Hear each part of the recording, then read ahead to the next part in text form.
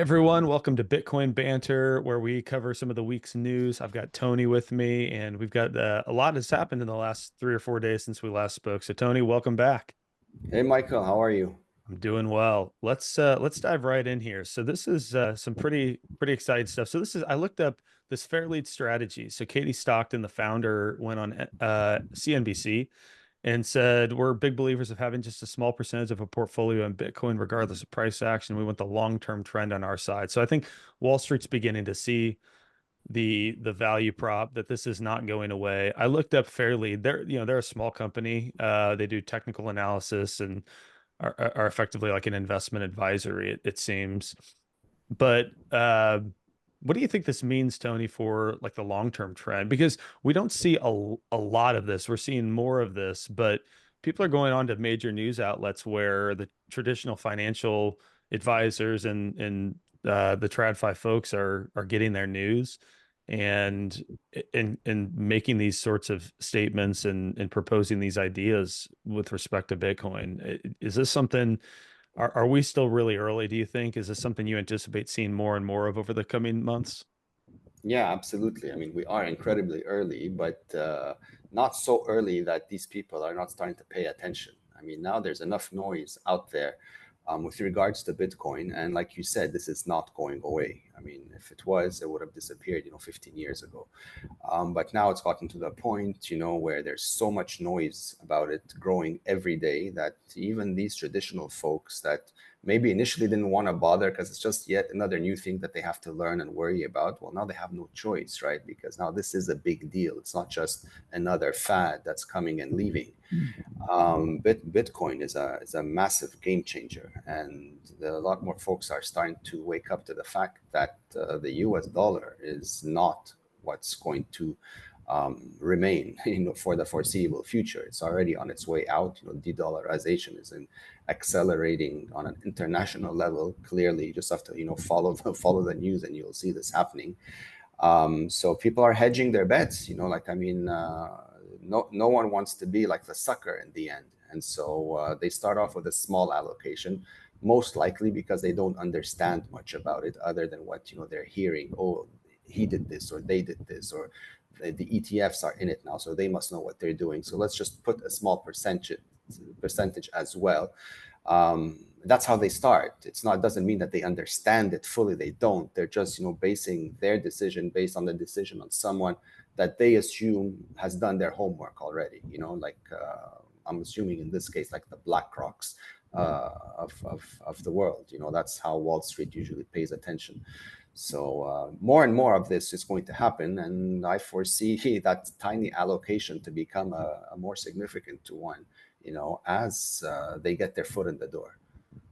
Yeah, I think it would be very surprising to me if most of the people who listen to her advice or even her have read the Bitcoin Standard and understand the fundamentals. But I think the trajectory has become undeniable, and even like our downward volatility in over the last month or so is we've had a quote unquote big drop, and we're still hovering in the high 50,000s, and supply's been cut in half. We've got the ETFs and so much such a bullish catalyst behind us that I think it's becoming just an undeniable fact that this is an asset worth looking at. The irony to me is my assumption is she's talked about Bitcoin. I'm assuming she's talking about the Bitcoin ETFs, which is funny because it sort of proves the point that they don't understand Bitcoin.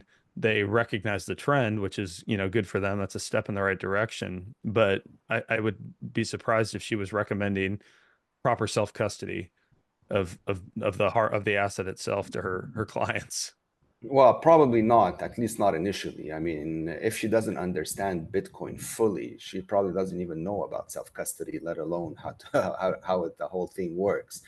A lot of big money will likely start, with the path of least resistance, which is what they've, doing something they've accustomed to do all their entire lives. So they'll start with the ETFs.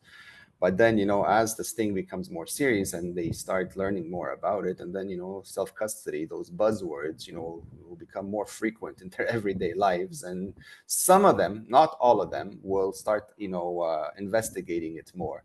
And those that have a clue will, push forward with it. And those that don't, well, will learn, the hard way. That you can't own an asset unless it's in self custody. Right.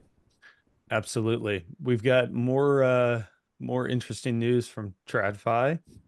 JP Morgan warns 86 million customers. I suppose JP Morgan's a global bank, so probably not strictly the US, but that would account for, I don't know, 1/6 of the US population or something like that, 1/7 of the US population. They might have to start paying for their bank accounts. It's not practical for any of the services to be free if we won't be able to draw from those profit pools. So my read into this was there was some regulatory pressure. I can't remember what the bill was, but effectively things are going to get more expensive. Consumers are going to have less access to credit. All of the consequences of a broken monetary system. And simply Bitcoin, aptly put it, Bitcoin removes the need for a trusted third party.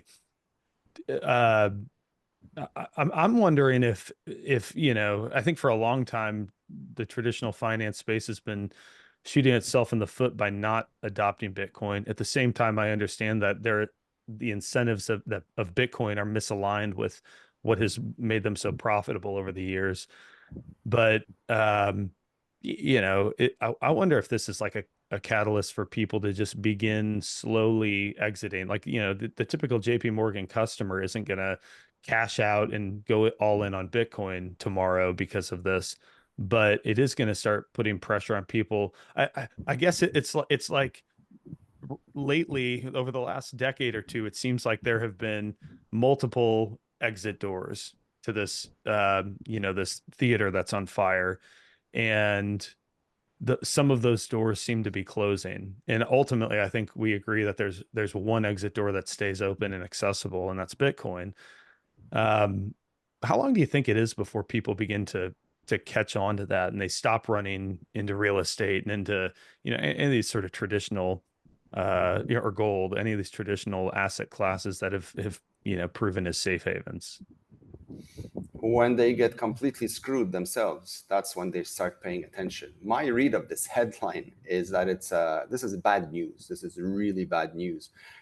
Again, this plays back into the whole the movie that played out in Lebanon many years ago. It's the same bloody script all over again.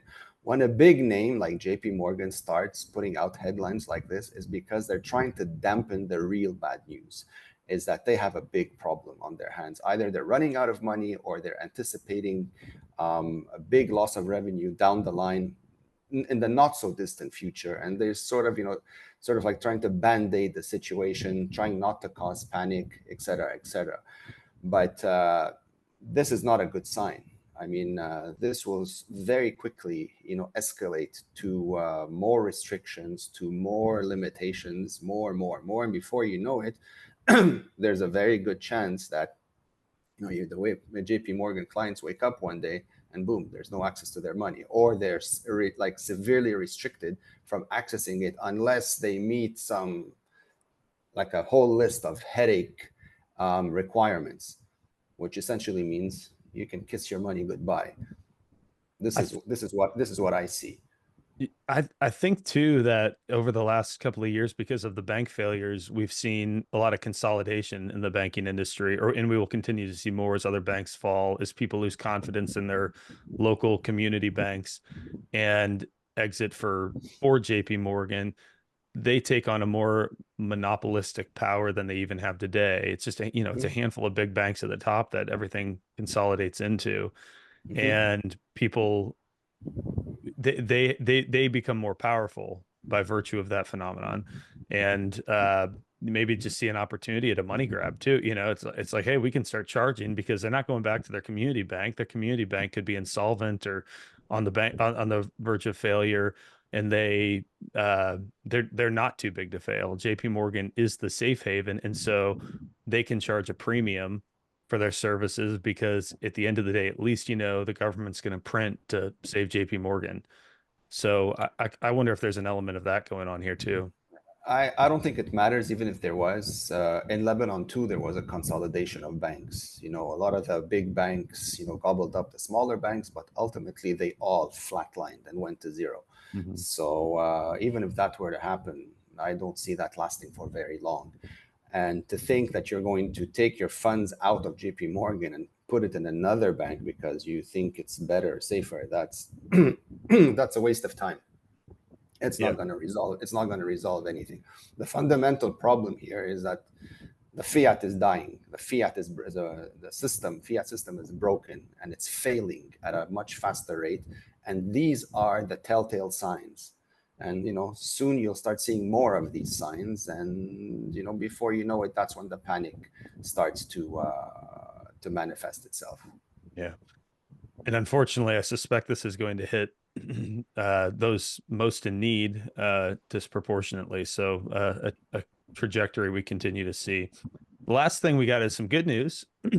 So we got one of the two major parties in the United States, the Republican Party, that has uh, put on on their official platform that they oppose CBDCs, they're defending the right to Bitcoin mining, the right to self custody, and to transact free from surveillance. So these are, as we said here, amazingly positive statements. It's so funny because I saw someone share someone posted, I think it was someone from Swan, said I'm old enough to remember when we were worried that the government was going to ban Bitcoin, and we seem to be just swinging the opposite direction, probably in large part because it's a large enough minority who have a firm stance on Bitcoin. Obviously, this includes crypto, which we don't like, but is you should be free to use if you so choose and want to gamble in that casino.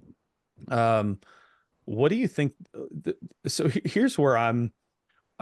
So on Bitcoin Twitter, there is a lot of excitement about this, and rightfully so, as though Bitcoin is like the issue at the ballot box this year. And personally, you can disagree with me on this. I don't feel that way. I feel like it is still such a small group of us who really, really, really care about this. It's probably a large enough in crypto broadly. It's probably large enough to be meaningful, but it seems to be, even if it's just a few million people, 5, 10 million people, that's enough votes to swing a close election rather easily.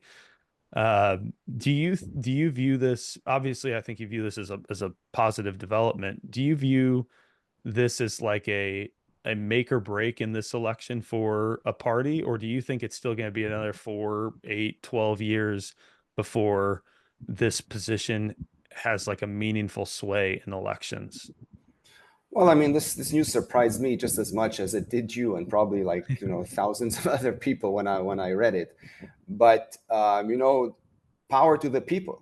I mean, Bitcoin is a people's technology. It's a bottoms up movement, and given enough social pressure, governments will have to comply to this. There's no other way. I don't think it's that we're that small of a percentage anymore. Like, I think we're a big enough number that it's making these headlines, and it's forcing these people to say these things and to really pay attention to Bitcoin. It's not going away. They know it's not going away, and I think even though they may not understand it on a tech level, they understand it enough to know that this is a real threat to to the system that they've put together. And as I've said it many times, Bitcoin was not created to play by their rules. Bitcoin was created to completely replace them, to completely format that corruption that they've been accustomed to for decades and decades. And now the people are aware of this technology and they know how to access it, and they're learning more about it. And it's become extremely decentralized that you cannot stop it. So I think they know that much. So what do you do at that point? You embrace it, right? Otherwise, it will obsolete you, in my opinion. So those that are traditionally been always afraid, oh, the government's going to do this, government's going to do that, yes, these are expected instinctive reactions because we've never had anything like Bitcoin before, and traditionally anything can be stopped if you've got the bigger army, which has always been on the side of governments, right? The governments has a monopoly on arms and violence and all that stuff. But now here comes along this Bitcoin that has taken the world by storm because no one saw it coming. And so no one can stop it. No matter how many guns you have, you just can't stop it. What are you going to kill 8 billion people? But it's just not doable. So I think this is what's happening, and it's grown at a much faster rate that they expected. They thought maybe it was a fad; it'll come and go. Partially some arrogance, I think, and ego. Oh, this thing, will never affect us. We are the U.S. government, and we are the global reserve, and we are. Well, here we are now.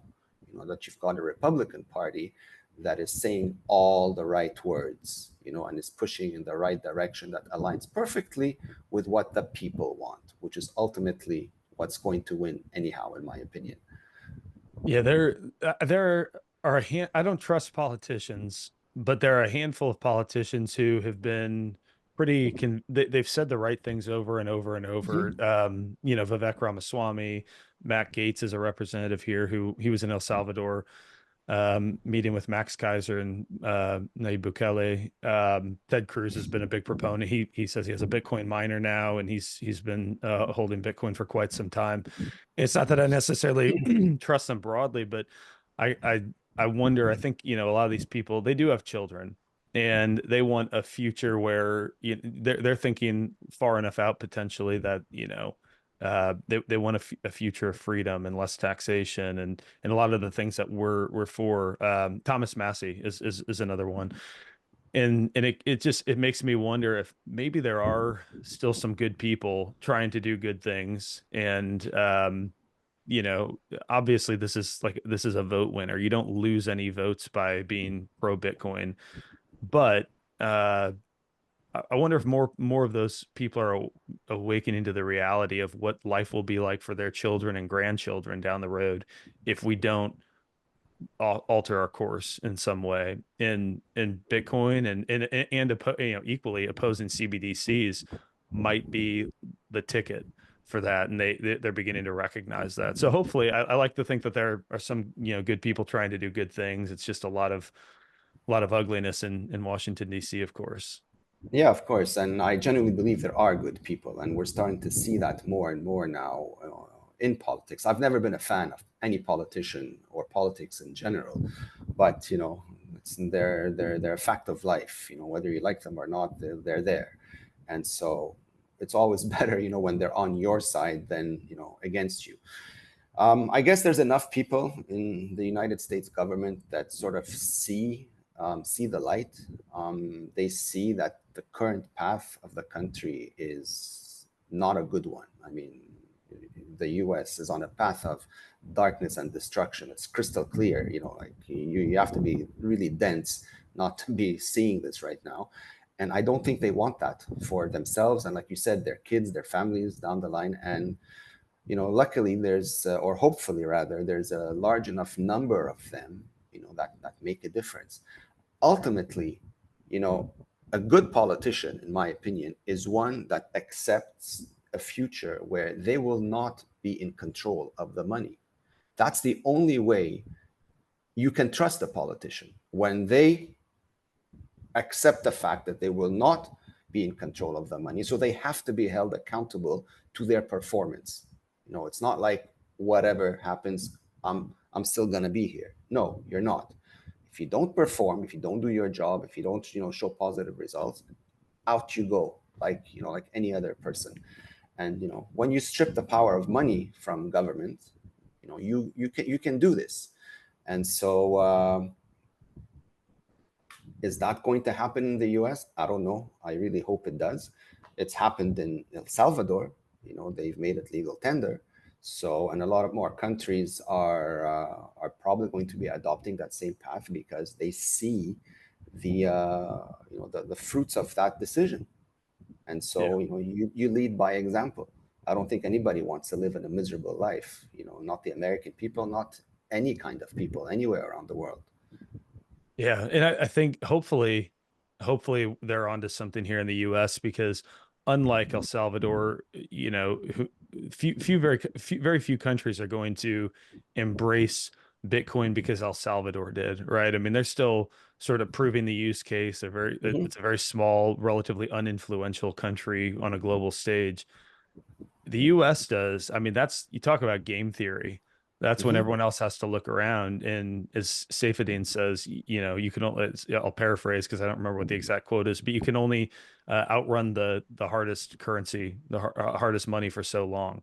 And eventually, if it comes down to we begin to adopt Bitcoin as a way of life. Matt Gates actually proposed that the income tax could be paid, that income tax, which shouldn't exist, could be paid in Bitcoin, which obviously us hodlers aren't going to pay our taxes in Bitcoin. We don't want to get rid of the hardest asset and give it to the government.